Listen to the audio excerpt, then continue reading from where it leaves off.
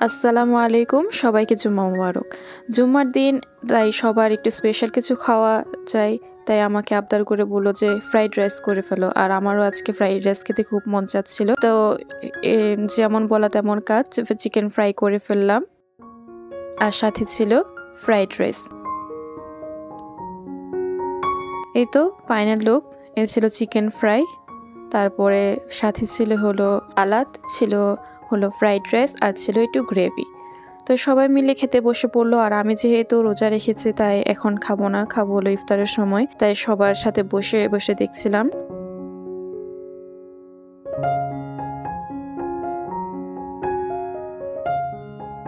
তানির জায়গাটা অনেক সুন্দর দেখতে, তাই সবাই মিলে ব্লগটি দেখছিলাম।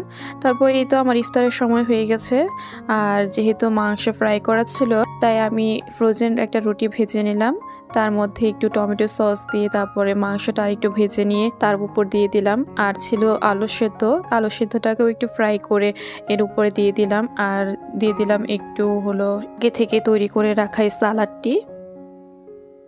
তো এভাবে আমি একটা রোল বানিয়ে নিলাম। আপনারা চাইলে এভাবে সহজে একটি রোল বানিয়ে নিতে পারেন, চাইলে আপনারা বাচ্চাদেরকেও টিফিনে দিতে পারেন, এটা অনেক স্বাস্থ্যকর, বাচ্চারাও অনেক মজা পাবে খেয়ে।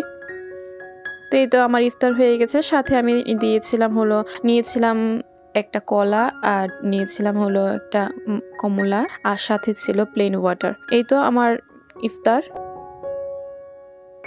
তো আজান দিয়ে দিয়েছে, আমি প্রথমে পানিটা খেয়ে নিলাম, তারপরে এই যে কমলা খাচ্ছিলাম, আর আমার বোনকে বলছিলাম নাও তুমিও খাও।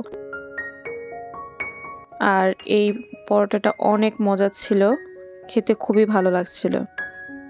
তো খাওয়া শেষে আমি একটু দোকানের দিকে গিয়েছিলাম।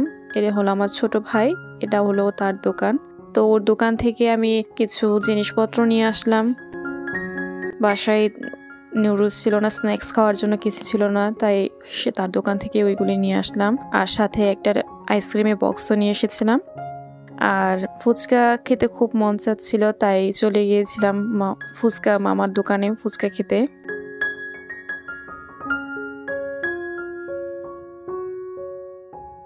আমাদের যা কিছু কেনা হয়ে গেছে, এখন বাসার দিকে রওনা দিলাম। যে ফুচকাটা নিয়ে এসেছিলাম, এখন সবাই মিলে ফুচকা এনজয় করছিলাম। ফুচকাটা তেমন একটা ভালো ছিল না, কিন্তু এই টকটা অনেক মজা ছিল।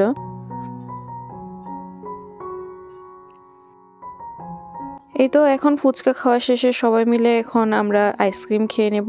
এই আইসক্রিমটা দুইটা ফ্লেভারের আইসক্রিম, ভ্যানিলা এবং চকলেট, উপর দিয়ে চকো চিপসে খুবই ভরপুর। আমরা সবাই এই চকো চিপস বলা আইসক্রিমটাই খেয়ে থাকি। তো সবার জন্য আমি এখানে কাপে আইসক্রিম ঢালছিলাম। আর এদিকে আমার ছোট বোন বলছিল যে আমাকে বেশি বেশি করে চকো চিপস বলা আইসক্রিমটা বেশি করে দেবে, তো ওর জন্য বেশি করে বাড়লাম। তো আমি আর আমার বোন মিলে রুমে বসে বসে এই ব্লগ দেখছিলাম আর আইসক্রিম এনজয় করছিলাম।